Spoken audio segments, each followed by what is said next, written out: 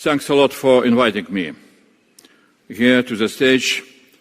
And dear organizers, dear all participants, I was asked to talk about the toughest question we face these days. Europe without United States. Is it possible? Of course, I will speak mainly about security and defense. What will happen to European security and defense if and when the Americans will diminish their military presence on the European continent? My answer to that question can be very short and simple. First, looking into next decade. Yes, it is not only possible, but almost unavoidable that we shall need to stand on our own 2 feet in defense matters in Europe, because Americans will more and more withdraw from Europe. And second, it is not only possible, but it's our duty as Europeans to be ready to assume the sole responsibility for the defense of Europe. It will not be easy to defend Europe only by Europeans, but that is what we must be ready to do. We will need to take care not only about the material side of defense, how many weapons we need to produce and procure, but also about the institutional and political side of the issue, how to organize European defense on our own. This kind of readiness will take time, but to make it possible, we need to change our mindset already now. Less complaining that we are being betrayed, and more rational preparation for a transatlantic division of responsibilities. Few words on what we are facing. To understand the challenges we will need to overcome in our preparedness, let's start with a short description of what we are facing now. First, war in Ukraine, without clear perspectives of peace. Putin does not want peace. He thinks he is benefiting from this war. If things with peace negotiations will continue in the same way as they were going till now, war can continue until Putin decides that he has benefited enough from this war, and then he will turn to another target. Second, Putin's aggressiveness in the future will only increase. If peace would be concluded in Ukraine, Putin will continue to mobilize Russia's war economy to produce huge amounts of weapons. At the moment, Putin is able to produce 4 times more ammunition than all NATO members, including the United States of America, produce together. Our intelligence services predict that starting from 2027-28, Putin can be ready to test NATO's Article 5. This year, Putin again organizes big military exercises Zapad in Belarus, close to the borders of Poland and Lithuania. This is done the first time since the beginning of the war in 2022. American forthcoming withdrawal from Europe is a new reality. That is my third point. This does not mean American withdrawal from NATO. But China's rising military power will push the United States to shift its attention more and more to the Indo-Pacific, at the same time diminishing the United States' presence on the European continent. That is going to happen not because Americans do not love Europeans anymore, but because global geopolitical reality and security challenges are changing very rapidly and radically, and we need to be ready to adapt. In short, we are now facing the perfect storm on the European continent. War in Ukraine continuing, Russia aggressiveness increasing, American withdrawal speeding up, and all together creating conditions for a deep crisis on the European continent. But as is often said, never waste a good crisis to take bold decisions and reforms. As Jean Monnet said in 1957, I quote, "The European community will be created during the crisis, and the sum what will be created during those crises, that will be the European community." So during this crisis, what kind of European community in defense do we need to create? To better understand what we need to be ready for, let's make a short overview of the conclusions we can draw from the experience of the war in Ukraine. So, few words on the lessons of the war in Ukraine. We need to understand that on the European continent at the moment, there are 2 battle-tested armies with the ability to use millions of drones. Russia and Ukraine. Ukraine for its own defense and the defense of Europe, Russia in preparation for its next aggression. The biggest change in warfare is clear. Today, 80% of targets in Ukraine are destroyed by drones. There is a 15-kilometer death valley on both sides of the front line where nothing can move. The valley is created by drones, Ukrainian drones and Russian drones. A traditional tank on average survives 6 minutes in this death valley. Every 2 months there is a need for radical innovation of the drones in operation as the Russians learn to jam or intercept the previous models. Ukraine during this year will produce and will use 4 million drones. Russia, perhaps a similar amount. Last week I spoke with a famous Ukrainian general, former commander of the Ukrainian military forces in 2022-24, Valery Zaluzhny. He is now Ukrainian ambassador to the United Kingdom. And he told me that Russia and China are learning a lot from the war in Ukraine, how a modern war of attrition develops. At the beginning of Russian aggression, the Russian army was at its weakest point. Now the Russian army has changed a great deal.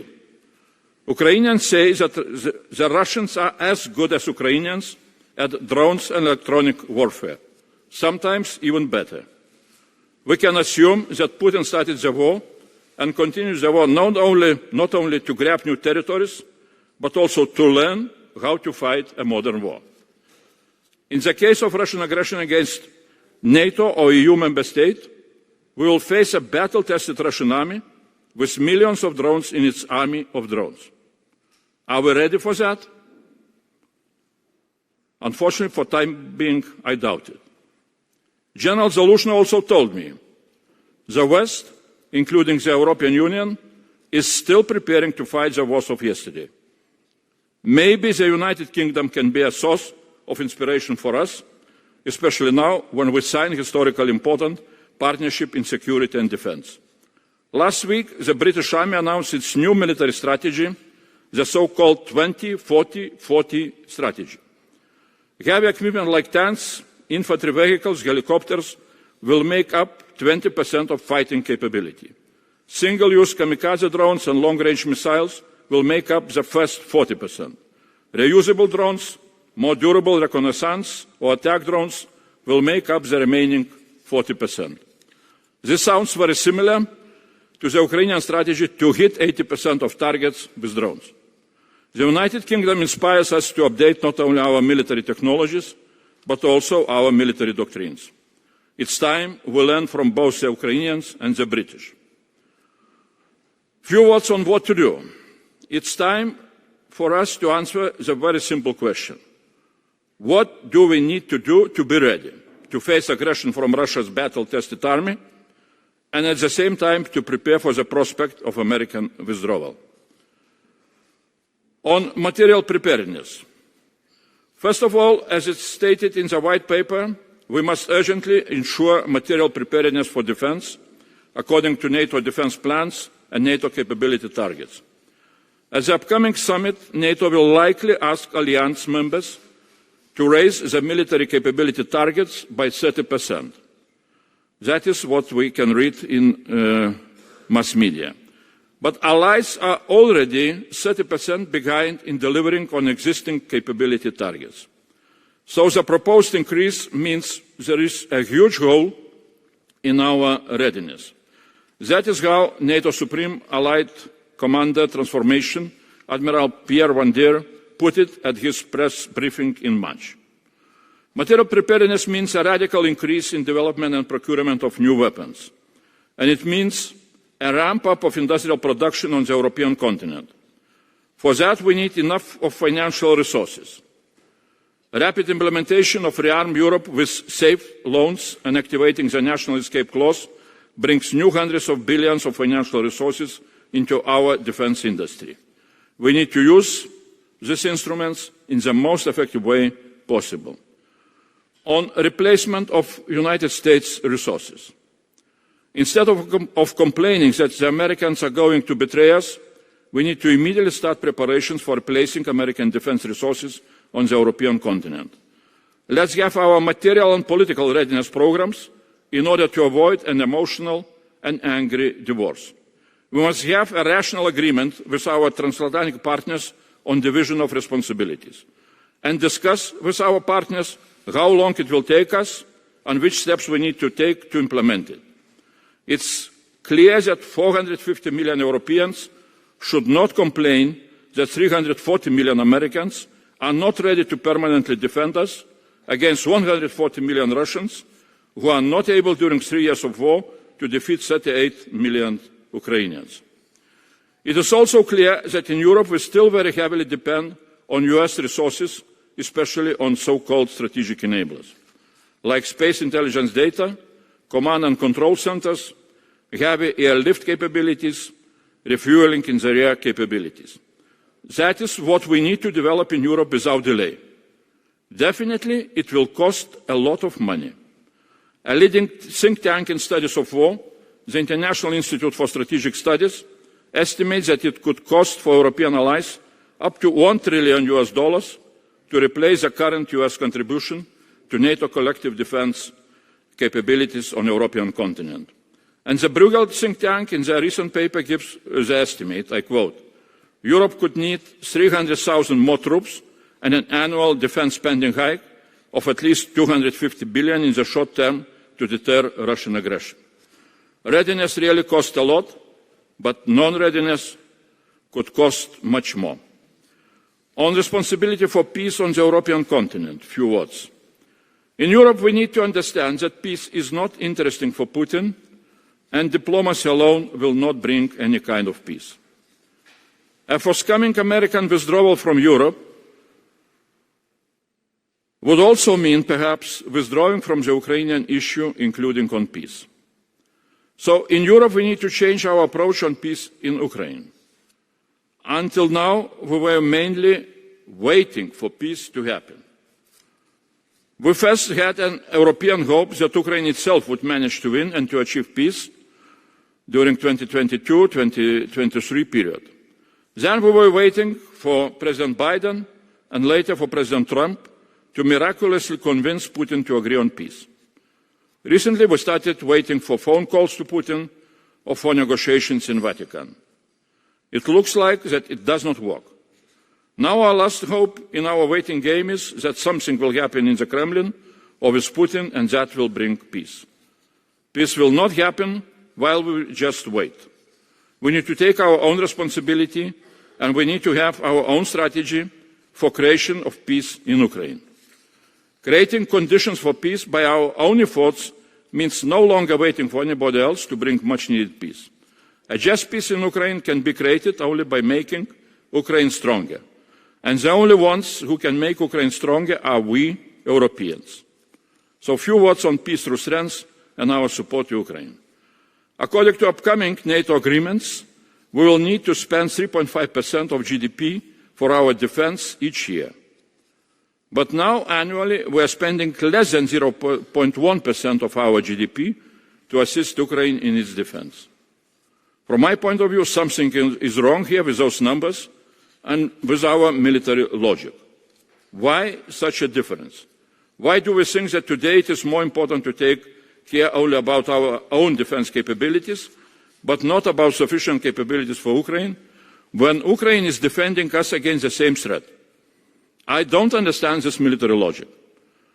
And we have new possibilities to change those numbers. Those possibilities are called safe loans.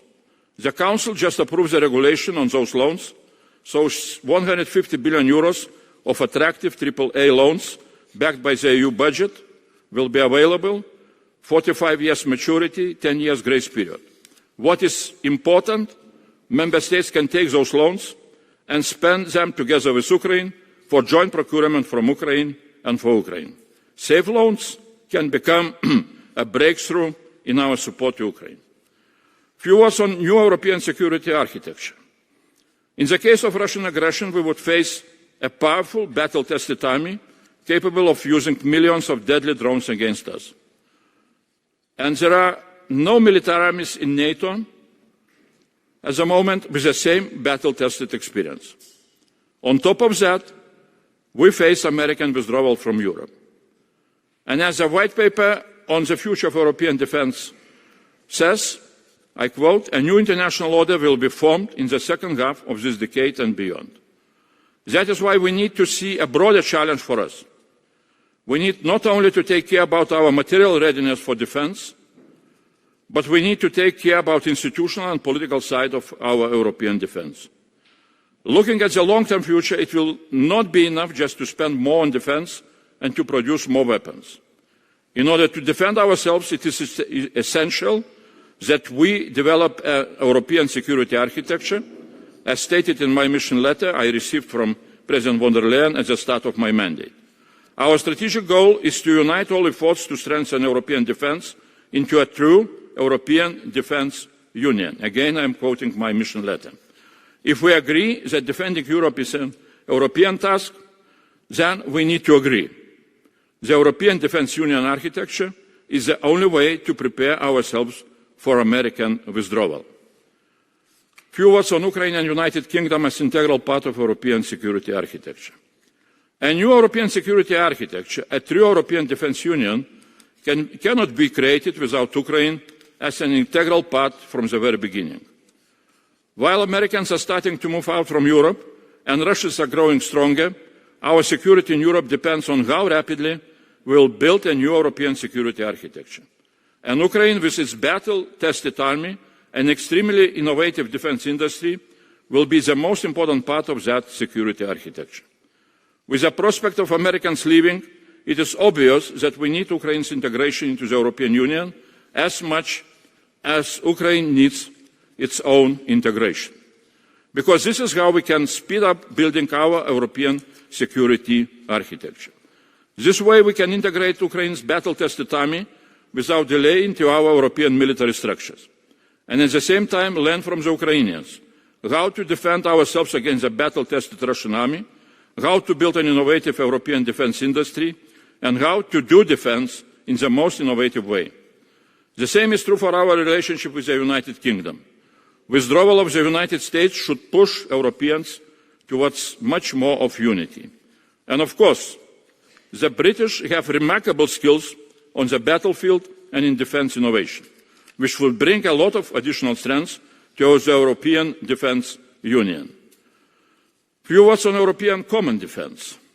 We need to remember that Article 42, paragraph 2 of the Treaty on European Union says about European defence. I quote, "The common security and defence policy shall include the progressive framing of a common Union defence policy. This will lead to a common defence when the European Council, acting unanimously, so decides." The treaty speaks not only about the possibility to create a common Union defence policy. It defines an obligation for European Union member states to work towards common defence in the European Union. It is obvious that the best moment to start building our common defence is exactly now, when we are facing a double crisis in defence. Russian aggressiveness is increasing, at the same time Americans are starting their withdrawal. The peace dividend is over. The time when we could live without a common European defence is over. Let's face reality and our treaty obligation. And let's remember the historic roots of the Union. It was created for peace on the European continent after the Second World War. And in parallel to the integration of coal and steel industries, there was a profound attempt to create an European defence community by the same godfathers of our Union of today, by Schuman, Adenauer, Monnet, De Gasperi. The European defence community unfortunately failed to be established at that time. Now it's time to correct this historical mistake. A European defence union, instead of the European defence community, is the right way to go forward. And on how to remove the permanent threat of aggressive authoritarian post-imperial Russia. The American withdrawal from Europe would leave us not only with a material shortage of defence capabilities, but also with a gap in strategic vision. What to do with Russia? Until now, we allocated the task also to the Americans.